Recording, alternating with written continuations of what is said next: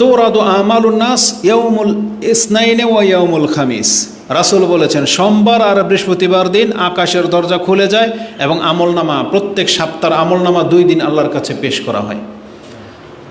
ফায়াগফিরুল্লাহু কুল্লু আবদিন মান লা ইউশরিকু বিল্লাহি শাইআন। আল্লাহর সাথে শিরিক করে না এমন প্রত্যেক ব্যক্তিকে আল্লাহ 2 দিন ক্ষমা করে দেন। বুঝছেন, তাওহীদবাদীদের মান এটা। আমাদের শেখেরা যে কেন বেশি তাওহীদের আলোচনা করে তার মূল হচ্ছে এটা, যার সাথে আল্লাহর সম্পর্ক আর কারোর সাথে সম্পর্ক নাই, যেই ব্যক্তি তাওহীদের উপরে আছে তার দ্বারা যত ছোটোখাটো পাপগুলো হয় আল্লাহ তাদেরকে ক্ষমা করার জন্য যে কত ব্যবস্থা রেখেছেন তার এটা একটা, যে প্রত্যেক সোমবার প্রত্যেক বৃহস্পতিবার আল্লাহ তাদেরকে ক্ষমা করে দেন। যে মান লা ইউশরিকু বিল্লাহি শাইআন ইল্লা রাজুলান। তবে ওই 2 ব্যক্তি ক্ষমা পায় না, শিরিক থেকে মুক্ত হওয়ার পরেও ক্ষমা বাধাপ্রাপ্ত হবে যদি সে কানা বাইনাহু ওয়া বাইনা আখিহি শাহনা, সে তার ভাইয়ের সাথে দ্বন্দ্ব রাগে শত্রুতা রাখে, সেই ব্যক্তি তাওহীদবাদী হয়েও ক্ষমা পাবে না। আল্লাহ বলেন ফায়ুকালু, ফেরেশতাদেরকে বলা হয় আনজিরু হাযাইনি হাত্তা ইয়াস্তালিহা, এই 2 ব্যক্তিকে ছেড়ে দাও যতক্ষণ পর্যন্ত তারা একে অপরের সাথে মিলে না যাচ্ছে, একে অপরকে ক্ষমা না করা পর্যন্ত একেও ক্ষমা করা হবে না। সে যদি তার ভাইকে ক্ষমা করে দেয় তোমরাও তাকে ক্ষমা ঘোষণা করে দিবে। এটা ইমাম মুসলিম কোট করেছেন।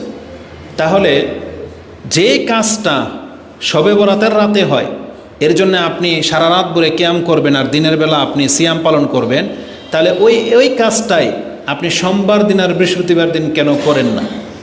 প্রত্যেক সোমবার আর বৃহস্পতিবার আপনি কেন কবর জিয়ারতে যান না? প্রত্যেক সোমবার বৃহস্পতিবার সারা রাত আপনি জেগে কেন সালাত আদায় করেন না? তার মানে বোঝা যাচ্ছে যে আমাদের সমাজ আসলে দলিলের ভিত্তিতে না, যুক্তিতেও টিকে না, কিন্তু নিজেদের বাপদাদার ধর্ম থেকে যেটা তারা পেয়ে গেছে ওটার উপরই তারা বহাল থেকে যেতে চাচ্ছে। দলিল দিলেও কোনো কাজ হয় না, যুক্তি দেখালেও কোনো কাজ হচ্ছে না। না, এমনটা হলে চলবে না। আপনাকে কোরআন এবং সুন্নাহ, এমনকি সর্বোপরি আপনাকে নাস মানে যে বর্ণনাগুলো আছে এটার উপরে আপনাকে ফিরে আসতে হবে। তা আল্লাহ আমাদেরকে বোঝার তৌফিক দান করুন। তা আমাদের কাছে নিসফে শাবান বলে কোনো রাত প্রতিষ্ঠিত নাই, মানে ইবাদতের জন্য এটা দুর্বল হাদিস দিয়ে কোনো দিন কোনো আমল প্রতিষ্ঠিত হয় না। ফজিলত বর্ণনা করা যায় কিন্তু আমল হবে না, এটা তাদের থিওরি, হানাফিদের থিওরি যে ফজিলত বর্ণনা করা যায়। তাহলে ফজিলত থাকলে করেন, কিন্তু এখানে তো আমলের কথা আছে, সারা রাত ভরে কিয়াম করবেন, দিনের বেলা সিয়াম পালন করবেন, এটা আমল। আর রাসূলুল্লাহ সাল্লাল্লাহু আলাইহি ওয়াসাল্লামের আমলও এর খেলাফ। কারণ রাসূলুল্লাহ সাল্লাল্লাহু আলাইহি ওয়াসাল্লাম তিনি পুরো শাবান মাস জুড়েই সিয়াম রাখতেন, শুধু একটা সিয়াম রাখতেন না। এই জন্য আমাদেরকে সুন্নাহ দিকে ফিরে আসতে হবে। আমরা যতটুকু পারি এই শাবান মাসে আমরা সিয়াম পালন করব। এতে কি হবে? এক তো আমাদের প্রত্যেকটা সিয়াম আমাদের মর্যাদা বৃদ্ধি করবে, নেকি বৃদ্ধি হবে এবং আমাদের পাপ মিটে যাবে। তার থেকেও বড় ব্যাপার হবে অভ্যাস। আমরা যদি শাবান মাসের অভ্যাস করে নেই তাহলে রমজান মাস আসতে যাচ্ছে, আমাদের চরিত্র আমল সব ঠিক হয়ে যাবে, তাহলে রমজান আসবে উত্তমভাবে। আমরা একটা সৎ ব্যক্তি হিসেবে রমজানকে স্বাগত জানাইতে পারবো। কিন্তু আমরা যদি আমাদের অভ্যাস মোতাবেক এখন পাপ কাজে লেগে থাকি তাহলে সম্ভাবনা আছে রমজান তো আসবে কিন্তু আমাদের পাপই থেকে যাবে। হতে পারে এই অভ্যাসগত কারণে রমজান মাসে আমরা পাপ করা শুরু করব, মোবাইলের মধ্যে নিয়ে ব্যস্ত থাকব, তারপরে আলফাল কাজে নিজেকে জড়িয়ে রাখবো। এটাকে থামানোর জন্য এটা উপযুক্ত সময়। এই জন্য শাবান মাস অত্যন্ত গুরুত্বের সাথে নিতে হবে, যাতে করে রমজানটা আমরা এই বছর ইনশাআল্লাহ আরও আগের চেয়ে বেটার বা কল্যাণকর করে পার করতে পারি। আল্লাহ আমাদেরকে তৌফিক দান করুন, আমিন। এবার আমরা আমাদের মূল বিষয়ের দিকে ফিরে আসি। আমাকে বলা হয়েছে যে আমি যেন আজকের খুতবায় আমাদের সাথে আল্লাহ সুবহানাহু ওয়া তাআলার কেমন সম্পর্ক বা কী সম্পর্ক সেটা যেন তুলে ধরি। আপনাদেরকে আমি একটা বলি, এটা আমার ত্রুটি, ধরে নেন এটা আমার ত্রুটি। আমাদের বিদ্যা বুদ্ধি এমনি কম। আমরা যখন কোনো কিছু ভাবি বা কোনো কিছু দায়িত্ব দেওয়া হয় তখন নিজেদের মধ্যে সেটা ঘাটতি দেখতে পাই, তখন ওটা রেডি করতে আমাদের অনেক সময় লেগে যায়। মূলত এই বিষয়টাকে যদি আমি উত্তম করে পেশ করার ইচ্ছা করি তাহলে আমাকে 1 মাস সময় লাগবে এটা নিয়ে ভাবতে, কারণ আমার রিজার্ভে কিছু নাই, আমাদের তো খুঁজতে হয়। তবে এই 3 দিন আমি শুধু এই বিষয়টা নিয়ে ভাবছি যে যেই প্রস্তাবটা করা হয়েছে কেমন মানে হইলাম আজ পর্যন্ত, যে আল্লাহর সাথে আমাদের সম্পর্কটা কি এটাই জানলাম না। এটাই এখন পর্যন্ত অনুভব আমরা অধিকাংশ মানুষ করতে পারি নাই। এটার চাইতে বড় ব্যর্থতা আর কিছুই নাই। মূলত এটা কেন আমরা পারবো না, আপনাকে যদি জিজ্ঞেস করা হয় আপনার সাথে আপনার রবের কী সম্পর্ক, আমি নিশ্চিত আমার চাইতে আপনার দুর্দশা আরও বেশি খারাপ হবে, কারণ আমরা তো স্টাডি করি, তাতেই অবস্থা। আপনাকে যদি জিজ্ঞেস করা হয় যে আপনার সাথে আপনার রবের সম্পর্কটা কী, আপনি দেখবেন একটু গিয়ে আপনি অন্ধকার হয়ে যাবেন, সামনের কিছু দেখতে পাবেন না, মানে আপনার বিবেক যাবে না। কারণ আমি সবাই তো সাক্ষী, আমাদের সাথে আল্লাহর কি সম্পর্ক, কতটা আমরা আল্লাহকে ফিল করি, এটা আমরা সবাই সাক্ষী। কেউ এনে সাফাই গেলে চলবে না, কারণ আল্লাহ সুবহানাহু ওয়া তাআলা প্রত্যেকের অন্তরের খবর জানে, আমল জানে। এজন্য আমরা প্রেক্ষাপটকে সামনে রেখে কথা বলতে পারি, নিশ্চিত আপনাদের সবার একই দশা হবে যেটা আমাদের দশা, যে দেখতে পাবেন যে আল্লাহর সাথে একটা সম্পর্কের বড় গ্যাপ আমাদের রয়ে গেছে। আমাদের সাথে ব্যবসা বাণিজ্যের যে সম্পর্ক, আমাদের সাথে ঘুমের যে সম্পর্ক, খাওয়া দাওয়া, নিজের চাহিদার যে সম্পর্ক, যৌনতার যে সম্পর্ক, আমাদের সাথে ফ্রেন্ড সার্কেলের যে সম্পর্ক, আমাদের সাথে অবৈধ যে সম্পর্ক, গার্লফ্রেন্ড বয়ফ্রেন্ড, আমাদের সাথে আত্মীয়তার সম্পর্ক যতটা গাঢ়, সেই তুলনায় আপনি আল্লাহর সাথে সম্পর্কটা একটু মাপেন তো, দেখবেন খুব কম। আল্লাহ সুবহানাহু ওয়া তাআলার সাথে সম্পর্কটা একেবারে জিরো লেভেলে আছে, সবচেয়ে নিচে ওটা দেখবেন আল্লাহর সাথে সম্পর্ক। বিপদে পড়লে আমরা কাকে ডাকি? দেখবেন বন্ধু বান্ধবকে ডাকি, খুঁজি কে আমাকে হেল্প করতে পারবে, কে ধার দিতে পারবে, তাদেরকে খুঁজি। সেখানে আপনি প্রথমে আল্লাহকে ডাকেন নাই। আপনার যে কোনো ক্ষেত্রে হতাশায় পেরেশানি, আপনি খালি হন্য হয়ে ঘোরেন, কে আপনাকে হেল্প করতে পারবে, কিন্তু আল্লাহর দিকে আপনার বিবেক যায় না। যে কোনো পেরেশানিতে আপনি হতাশা হয়ে যাচ্ছেন, কিন্তু আপনার রব আপনার সাথে আছে, এটা আল্লাহর ফয়সালা। আল্লাহ এটার মাধ্যমে আপনাকে কল্যাণ কিছু দিতে চাচ্ছেন, আপনার বিশ্বাসটা ওই পর্যন্ত যায় না। তো এটা আমি প্রথমে ত্রুটিগুলো বলে নিলাম। তারপরে আমরা আল্লাহ সুবহানাহু ওয়া তাআলার ফয়সালাকে অনেক সময় মেনে নিতে পারি না, যদিও অনেক সময় বাধ্য হয়ে আপনি ওয়ার্কার হিসেবে মালিকের ফয়সালাটা মেনেই নিচ্ছেন, তারপর তার কাজ করেই যাচ্ছেন, সে আপনার বেতন কাটে, তারপর আপনি কিচ্ছু করার ক্ষমতা নাই, নত হয়ে আছেন। বরং এমন সময় দেখা যায় যে আপনি আপনার চাকরিকে ঠিক রাখার জন্য আপনার ইবাদতকে পর্যন্ত আপনি ছেড়ে দিচ্ছেন। এটা হচ্ছে মালিকের সাথে আপনার সম্পর্ক। আল্লাহ সুবহানাহু ওয়া তাআলা আমাদের উপরে যে কত কি করেছেন, কত ইহসান করেছেন, এটা যদি এক এক করে তুলে ধরা হয়, সে তুলনায় এই দুনিয়ার মানুষগুলো কিছুই করে নেই, কিছুই করে নেই। আপনি দেখতে পাবেন সেই তুলনায় যতটা রেসপেক্ট আমরা তাদেরকে করি, আমরা আমাদের মালিককে করি, পিতামাতাকে করি, আত্মীয় স্বজনকে করি, বন্ধু বান্ধবদেরকে করি, যতটা সম্মান তাদেরকে করি বা তাদের কাছে নত হয়ে থাকি, সেই তুলনায় আল্লাহ সুবহানাহু ওয়া তাআলা তিনি 24 ঘন্টা আপনার আমার কাছ থেকে সেজদায় পড়ে থাকাটা এটাও কম হয়ে যাবে, এটাও কম হয়ে যাবে। তা আসলে আমাকে যেহেতু বলা হয়েছে যে আল্লাহর সাথে আমাদের সম্পর্কটা কেমন, আমি বিষয়টাকে এইভাবে দেখতে পাচ্ছি। এটা ভাবতে গিয়ে দেখতে পেলাম যে না, বিষয়টা হয়তো এমন হওয়া উচিত ছিল যে আল্লাহ আমাদের সাথে কেমন সম্পর্ক করতে চেয়েছেন, এমন হওয়া উচিত ছিল। মানে এটা আপনাকে জানতে হবে যে আমরা কারা, আর আল্লাহ আমাদেরকে কেমন সম্পর্ক করতে চেয়েছেন। মানে আমরা সবাই জানি আমরা আল্লাহর বান্দা বা গোলাম, কিন্তু আল্লাহ সুবহানাহু ওয়া তাআলা হাকিকিভাবে তিনি আমাদেরকে গোলাম রূপে সৃষ্টিত করেছেন, কিন্তু তিনি আমাদেরকে গোলাম রাখতে চান না, বরং তিনি আমাদেরকে তার অন্তরঙ্গ বন্ধু হিসেবে পেতে চান। এটা আমি আজকে আপনাকে দেখাবো। আল্লাহ নিজে একা, নিজে কোনো সন্তান গ্রহণ করেননি, নিজে কোনো পরিবার গ্রহণ করেননি। আল্লাহ চেয়েছেন আমাদের মধ্য থেকে তার পরিবারের অন্তর্ভুক্ত করতে, মানে আল্লাহ আমাদেরকে নিয়ে থাকতে চেয়েছেন। একজন মানুষের থাকে না যে কেউ নাই, সে তার টিম, তার অধীনস্থ একজন নেতা যখন হয়, সে তার টিম নিয়েই বেঁচে থাকতে চায়, তার আর পরিবার টরিবার লাগে না। আপনি ওই সেন্সে নিয়েন না, কারণ আমাদের মধ্যে সবসময় তো খালি যৌনতা কাজ করে, তো এই জন্য আমাদের মাইন্ড শুধু ওই দিকে থাকে। কিন্তু ব্যক্তিত্বের হিসেবে দেখেন, একজন পাওয়ারফুল লিডার, তার যতক্ষণ ক্ষমতা, উত্তম ক্ষমতা থাকে, তার যদি অনুসারী থাকে, তার যদি একটা জগৎ থাকে, তার ওই শুধু ওই যৌনতাই মুখ্য বিষয় না, সেগুলোকে সে প্রত্যাখ্যান করে। সে তার টিম নিয়ে থাকা পছন্দ করে, যারা তার আনুগত্য করবে, যারা তাকে রেসপেক্ট করবে, ওটাকে নিয়েই তারা আলহামদুলিল্লাহ আমোদের মধ্যে থেকে যায়। আর আল্লাহ তো হচ্ছেন স্রষ্টা এক। আল্লাহ সুবহানাহু ওয়া তাআলা তিনি সঙ্গী গ্রহণ করবেন, এটা আল্লাহর সাথে যায় না। আল্লাহ বলছেন আল্লাহ তা থেকে মুক্ত, পবিত্র, সুবহানা, তিনি পবিত্র সঙ্গী গ্রহণ করা থেকে। ওটা আলাদা একটা মানে আকীদাগত বিষয়। কিন্তু আল্লাহ নিজের পক্ষ থেকে আমাদেরকে জানিয়েছেন, যদি আমি আমার সন্তান গ্রহণ করতে চাইতাম, তাইলে এই তুচ্ছ সৃষ্টির মধ্য থেকে কেন আমি আল্লাহ তোমাদের চাইতে উত্তম সৃষ্টি বানিয়ে আমার সন্তান হিসেবে গ্রহণ করে নিতাম। আল্লাহ বলেছেন এমনও যে আমি যদি দুনিয়াটাকে খেলতামশার বিষয়ে মনে করতাম, তাহলে আমি তো খেলতামশার জন্য এর চাইতে উত্তম কিছু সৃষ্টি করতে পারতাম, যেগুলো নিয়ে আমি খেলতামশা করতাম। তার মানে আল্লাহ সুবহানাহু ওয়া তাআলা মা খালাকতা হাযা বাতিলা, আল্লাহ বলেছেন যে ইমানদাররা এটা বলে যে আল্লাহ তুমি এগুলোকে অযথা ফেলে দেওয়ার মতো তুচ্ছ তাচ্ছিল্যের জন্য তুমি সৃষ্টি করো নাই। তার মানে এটার পেছনে রহস্য আছে।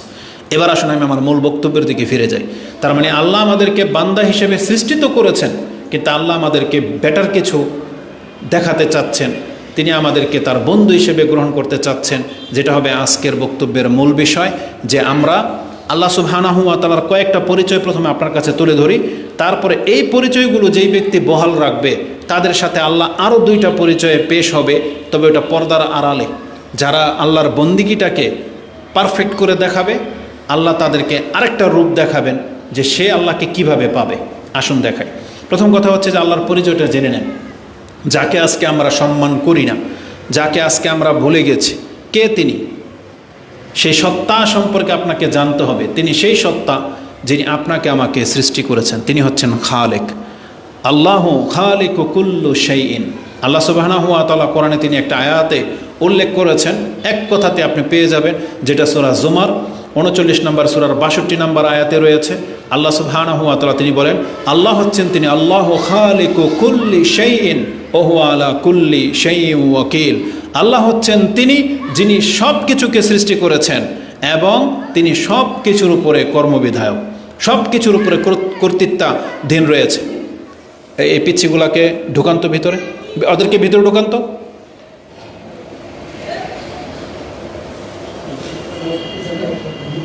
এদিকে আসো, একেবারে সামনে।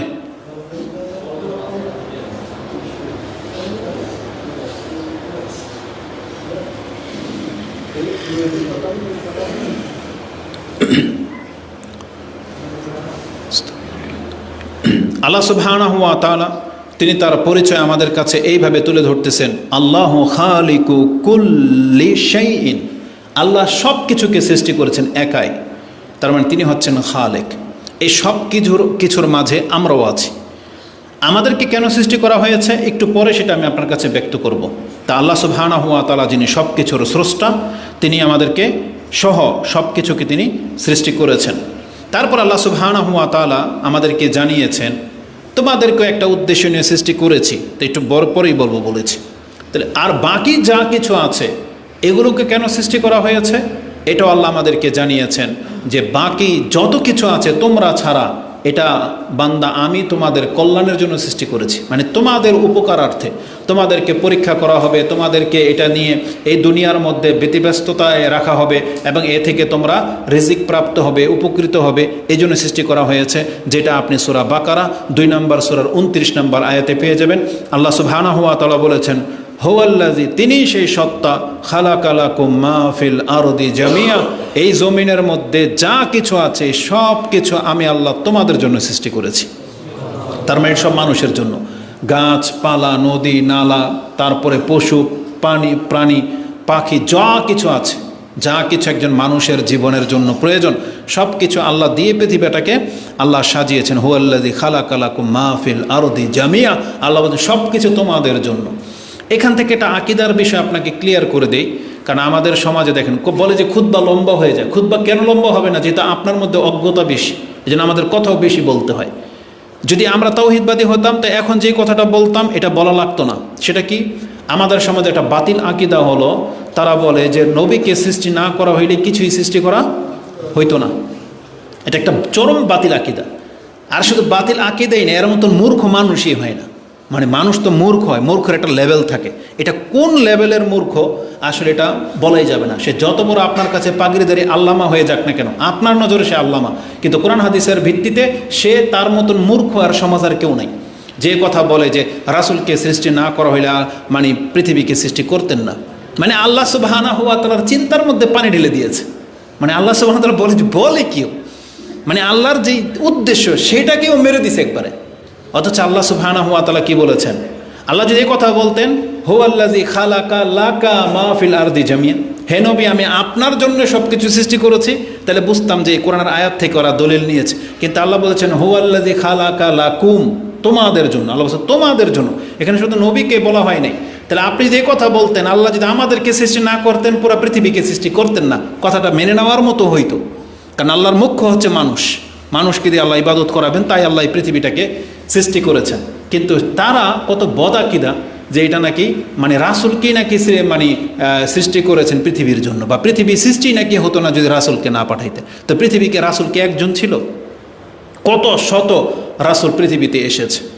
মুহাম্মদুর রাসূলুল্লাহ সাল্লাল্লাহু আলাইহি সাল্লাম ওই রকম রাসূল, কাদ খালাত মিন ক্বাবলিহির রাসূল। মুহাম্মদ তো তিনি একজন রাসূল, তেমন রাসূল তার পূর্বে কত রাসূল অতীত হয়ে গেছে, যেটা আল্লাহ সুবহানাহু ওয়া তাআলা সূরা আলে ইমরান ৩ নম্বর সূরা ১৪৪ নম্বর আয়াতে উল্লেখ করেছেন যে ওমা মুহাম্মাদুন ইল্লা রাসূলুন কাদ খালাত মিন ক্বাবলিহির রাসূল। মুহাম্মদ তো ঠিক একজন রাসূল, যেমন তার পূর্বে কত মর্যাদাপূর্ণ রাসূল অতীত হয়ে গেছে। ঈসা, মূসা, নূহ, ইব্রাহিম, আল্লাহ তো তাদের নাম উল্লেখ করেছেন। তাহলে তাদের জন্য আল্লাহ পৃথিবী সৃষ্টি করে নাই? তো এত ভ্রান্ত এদের এই বিশ্বাস, আল্লাহ হেফাজত করে আমাদেরকে।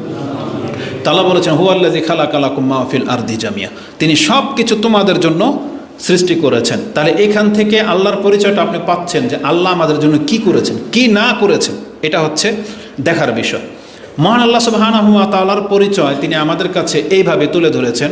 এই যে কোরআনের সর্বশেষ সূরা, সূরা আন-নাস, তাতে আপনি পরিচয় পেয়ে যাচ্ছেন। আল্লাহর পরিচয়ের সাথে আপনি আপনার অস্তিত্ব পাবেন এখন। সেটা কি?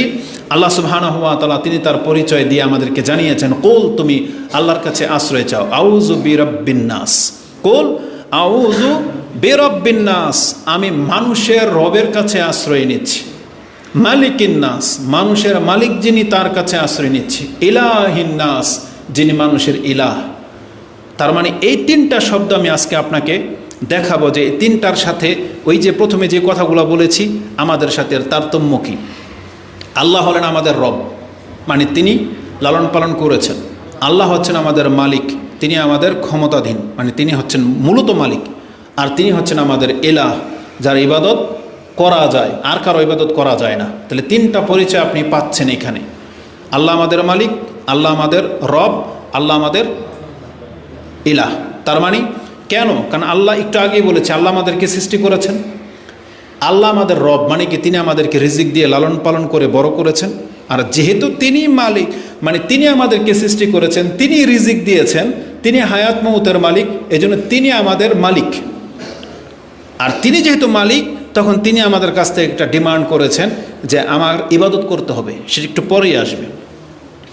এই তিনটা কথার সাথে আমাদের চরিত্রের মিল দেখেন। দুনিয়াতে আমরা আমাদের মালিকদেরকে, কোম্পানির মালিক বলেন, রাষ্ট্রের মালিক বলেন, নেতাদেরকে বলেন, এতটা সম্মান করি, এতটা রেসপেক্ট করি, এদের কাছে এত ধন্য ধরি, মনে হচ্ছে যে এরা আমাদের মাবুদ। মানে এমন হয়ে গেছে যে এরাই আমাদের ইলাহ। একজন মহিলা তার স্বামীকে এতটা রেসপেক্ট করে, মনে হচ্ছে যে তার স্বামী তার রব। বুঝেন না? কেন? কারণ ওই যে তার স্বামী তার উপরে টাকা খরচ করে, পয়সাওয়ালা একটা স্বামী পেয়ে গেছে, এখন তার যা ইচ্ছা তাই এনে দেয়।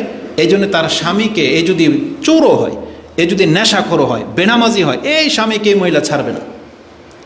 ওর চরিত্র যা খুশি তা হোক, পয়সাওয়ালা স্বামী তো, ওকে ছাড়বে না ও কোনোদিনই। আর ধর্ম গোল্লায় যাক, বুঝেন না আমাদের ভাষায়, যে ধর্ম গোল্লায় যাক, এই স্বামী নেয়ামত পেয়ে গেছে, একে আর ছাড়বে না। মানে ইমানের তখন আর দাম থাকে না যদি হ্যান্ডসাম পয়সাওয়ালা কোনো স্বামী পেয়ে যায়। ঠিক আমাদের কাছেও এরকম কোনো মহিলা একেবারে চোখে লেগে গেছে অন্তরে, ও যদি বদমাইশও হয় তাও ওরা ছাড়তে পারে না। আরে এমনও পুরুষ, আল্লাহ সুবহানাহু ওয়া তাআলা এদেরকে মান সম্মান বাড়িয়ে দিক বা পুরুষত্ব দান করুক, আমরা তাদের জন্য দোয়া করব। হীন পুরুষ এরা, যে স্ত্রী কারোর সাথে চলে গেছে ও বসে বসে কান্না করে, বুঝেন, এবং জিজ্ঞেস করে হুজুর ও তো আবার আসতে চায়, ওকে আমি নিমু, বুঝেন। মানে মাঝে মাঝে নিজের উপরে আক্ষেপ হয়। তো এত কি স্বাদ পেয়ে গেছে এরা, বুঝি না। আল্লাহ হয়তো আমাদেরকে সে স্বাদ দেয় নাই, আস্তাগফিরুল্লাহ তুবু ইলাইহি। তো দুঃখ লাগে, এরা নাকি মুসলিম পুরুষ আবার মুসলিম, যার চরিত্রটা এমন, তো সেই মহিলাকে নিয়েও ঘর করতে চায়। ও মানে ওর কলিজা ফেটে যাচ্ছে একে ছাড়বে, অথচ চরম বদ, ভেগে গেছে কারোর সাথে, জানেও এখন ওই লোক বিয়ে হয়ে গেছে, আবার ও ফিরে আসতেছে, এখনও জিজ্ঞেস করে যে আমি ওকে নিব কিনা। চিন্তা করা যায়? আল্লাহ এরকম কাপুরুষতা থেকে আমাদেরকে হেফাজত করুন, আমিন।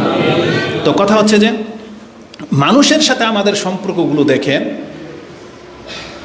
আল্লাহর তিনটা পরিচয় আমি আপনার কাছে তুলে ধরলাম। এখন এই মানুষকে, যাকে আপনি এতটা রেসপেক্ট করতেছেন, যাকে আপনি একবারে আল্লাহর মতো করে ভাবতেছেন, সে আপনার সাথে কি করেছে। প্রথমে দেখেন, রব শব্দটা দুনিয়ার যারা কৃতদাসের মালিক, বর্তমানে কৃতদাস কিন্তু নাই, কৃতদাসের যারা মালিক তাদেরকে আল্লাহ রব বলেছেন।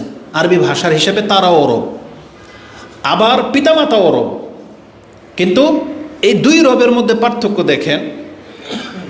এই লোকটা স্বাধীন ছিল, কথাটা একটু বোঝেন, একটু সময় লেগে যাবে, যেটা আপনারা বুঝতে পারলে সহজ হতো আমার জন্য।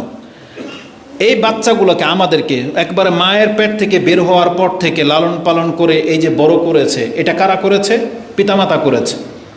সেই সেন্সে তারাও আল্লাহর মতো রব উপাধি পেয়ে গেছে, যে সে তোমাকে লালন পালন করে বড় করেছে।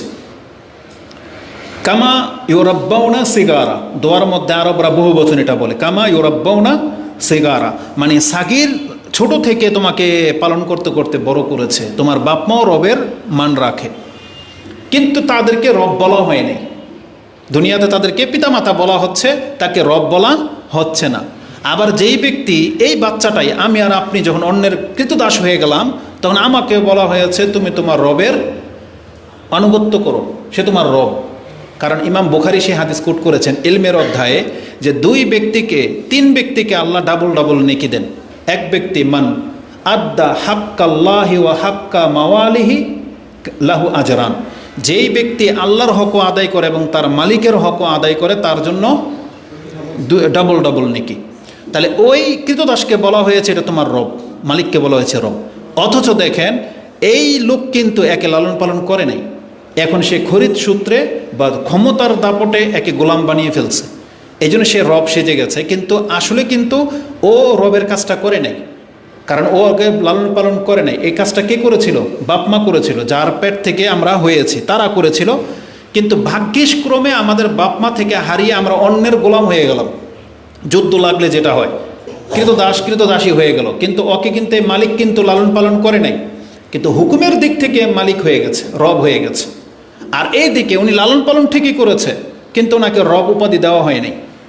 দ্বিতীয় মাঝখানে আসেন, সেটা হচ্ছে মালিকিন নাস, আল্লাহ হচ্ছেন মানুষের মালিক। এই ব্যক্তিও তার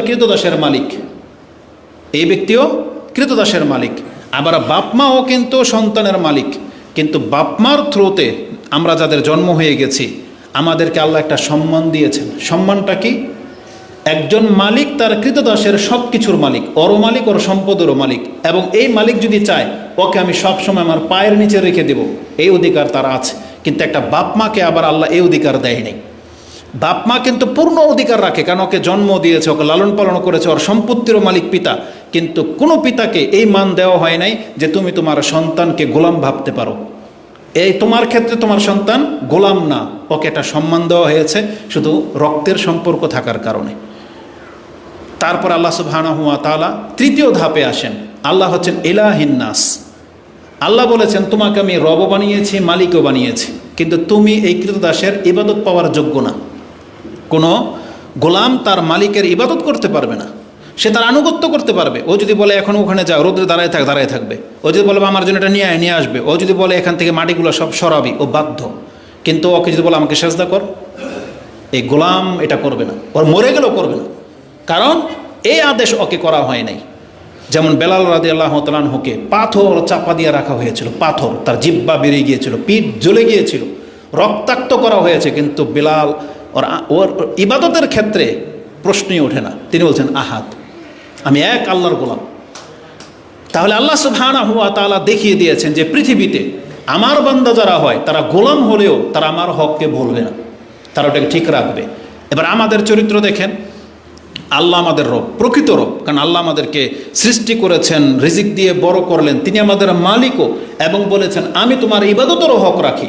তিনোটা পরিচয়ে জানার পরেও যার ইবাদত করা যায় না, আপনি সেই ব্যক্তির গোলামি করতে প্রস্তুত, সেই নেতার পা চাটেন আপনি, সেই নেতা যা বলবে আপনি আল্লাহর বিপক্ষে চলে যান।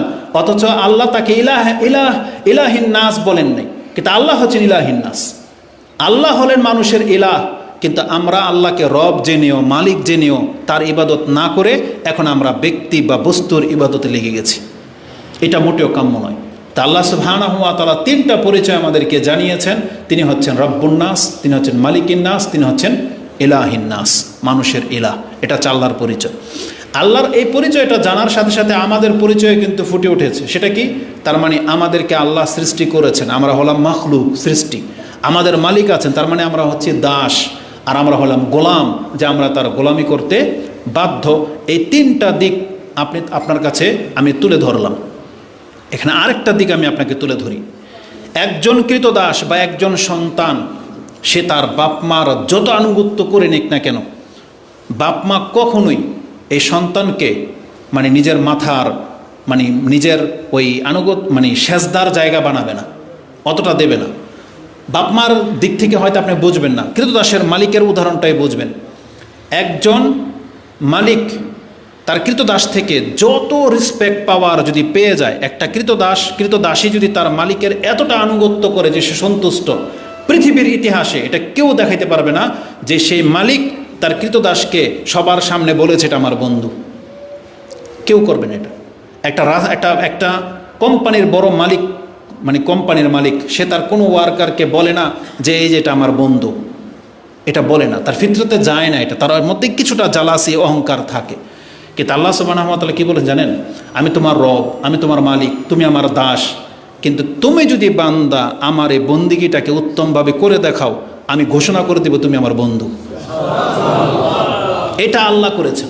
এটাই হচ্ছে আজকের মূল বিষয়। এটা আমি আপনাকে দেখাবো যে আল্লাহ সুবহানাহু ওয়া তাআলা মানুষের মধ্য থেকে, তার গোলামদের মধ্য থেকে কতককে তিনি শুধু বন্ধু না, অন্তরঙ্গ বন্ধু হিসেবে গ্রহণ করেছেন, এবং এটা ঘোষিত, আল্লাহ ঘোষণা করে দিয়েছেন। যেমন কোরআনে আল্লাহ সুবহানাহু ওয়া তাআলা আমাদেরকে জানিয়েছেন যে আল্লাহ সুবহানাহু ওয়া তাআলা ইব্রাহিম আলাইহিস সালামকে যে অন্তরঙ্গ বন্ধু হিসেবে গ্রহণ করেছেন, এটা কোরআনের আয়াত দ্বারা আল্লাহ সুবহানাহু ওয়া তাআলা জানিয়ে দিয়েছেন, যেটা আপনি সূরা নিসা 4 নম্বর সূরার 125 নম্বর আয়াতে পেয়ে যাবেন। আল্লাহ বলেছেন ওয়াত্তাখাযাল্লাহু ইব্রাহিমা খলিলা, আল্লাহ ইব্রাহিমকে খলিল হিসেবে গ্রহণ করেছেন।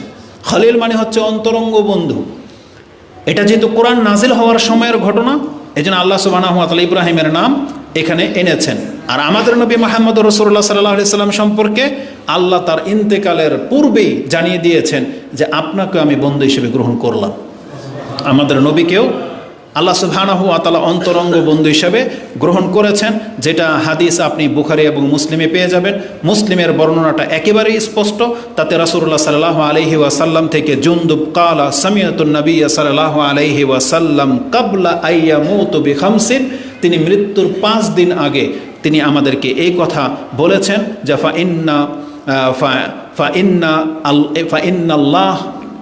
ইন্নাল্লাহ তাআলা কাদ ইত্তাখাযানি খালিলান কামা ইত্তাখাযা ইব্রাহিমা খালিলা।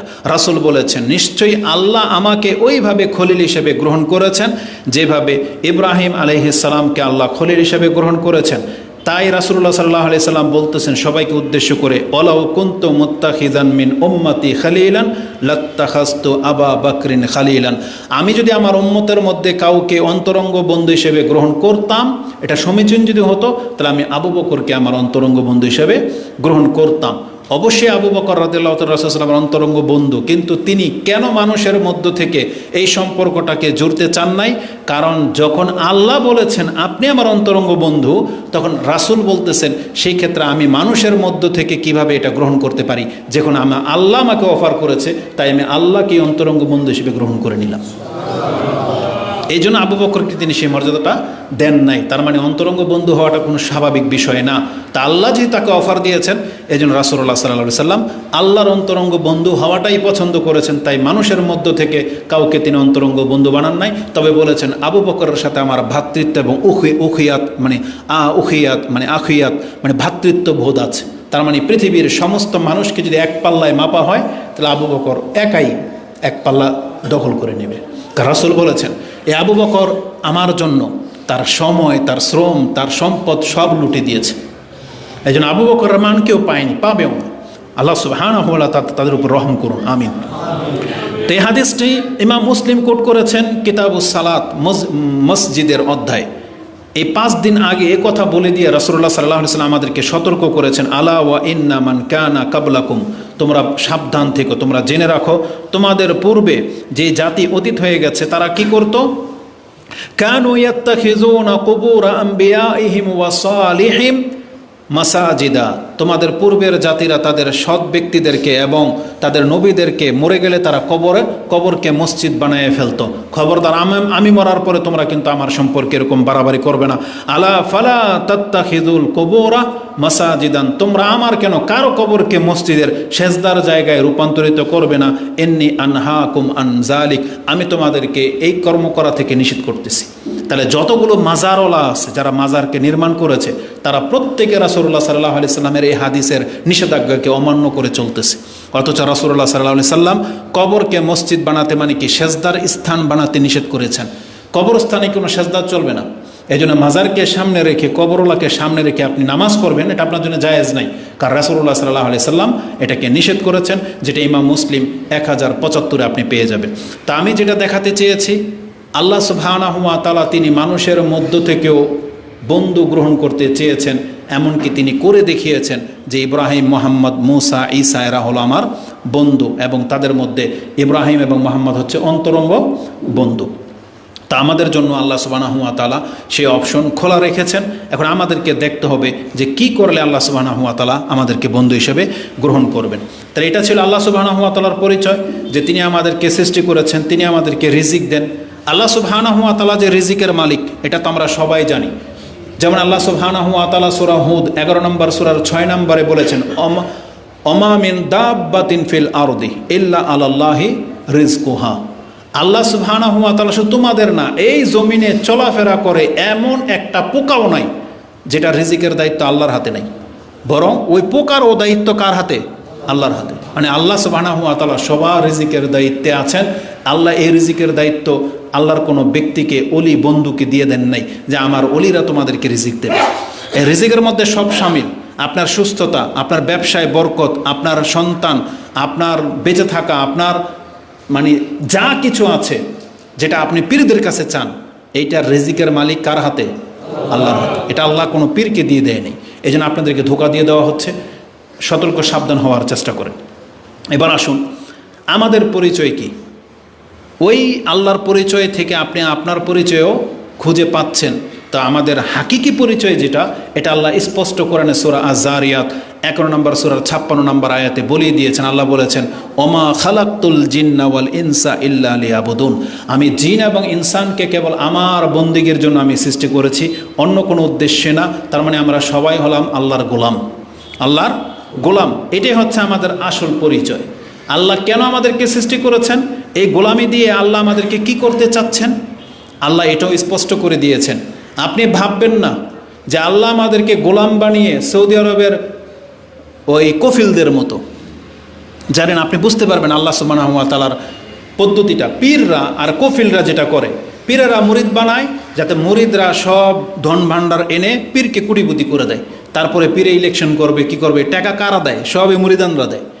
তো পীরদের মতো আল্লাহ না, যে আল্লাহ এটা চান নাই যে তোমাদেরকে আমার সব আমার মানে কফিলের যেন কি বলে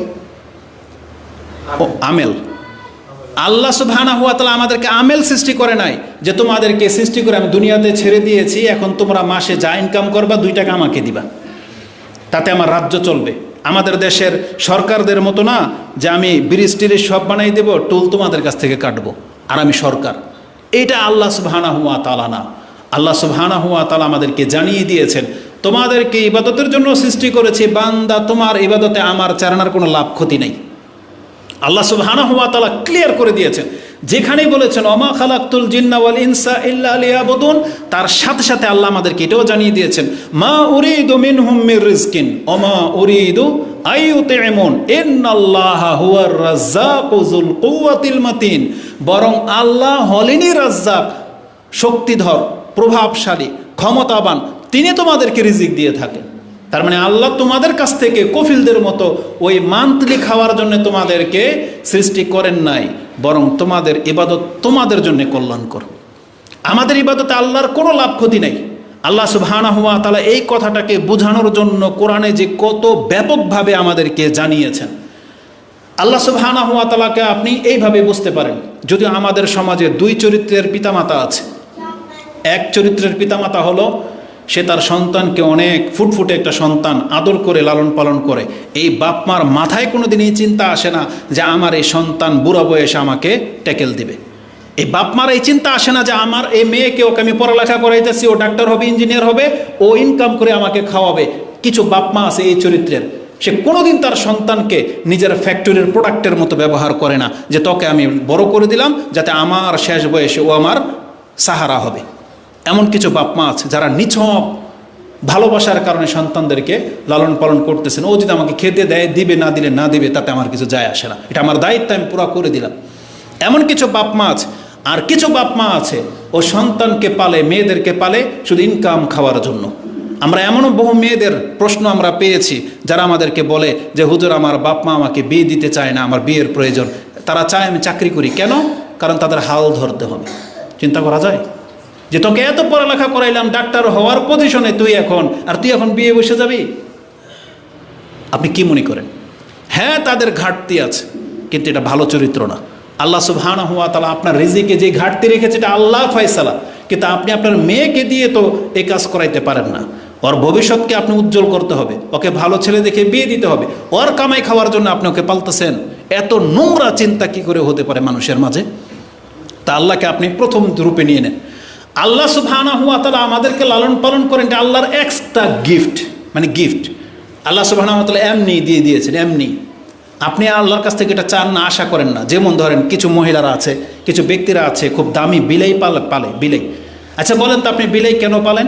এই বিলাইকে আপনারা দুধ দেয়, বাচ্চা আন্ডা দেবে, কি দিবে?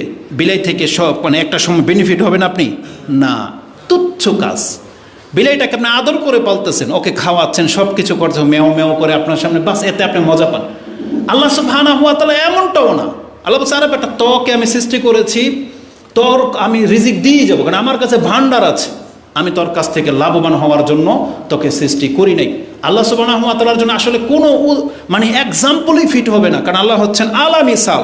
কিন্তু বোঝার জন্য এই কথাগুলো বিভিন্নভাবে আপনার কাছে বললাম। আল্লাহ সুবহানাহু ওয়া তাআলাকে চিনতে হলে আপনার মতো করে আপনাকে ভাবতে হবে যে আল্লাহ আসলে কি চেয়েছেন আমাদের কাছ থেকে, আল্লাহর কি লাভ আমাকে খাওয়াচ্ছেন, কি লাভ? আল্লাহ সুবহানাহু ওয়া তাআলার কোনো লাভ নাই। আল্লাহর যে কোনো লাভ নাই তার বাস্তব প্রমাণ হলো আমরা তো আল্লাহর প্রতি ঈমান এনেছি, আল্লাহর কথা বলতেছি, কিন্তু হাজারো কাফের আছে যারা আল্লাহকে মানেই নেই, কিন্তু তাদেরকে আল্লাহ সুবহানাহু ওয়া তাআলা বিলিয়নিয়ার বানিয়ে রেখেছেন, তাই না? কত শত কোটি টাকার মালিক বানিয়ে রেখেছেন।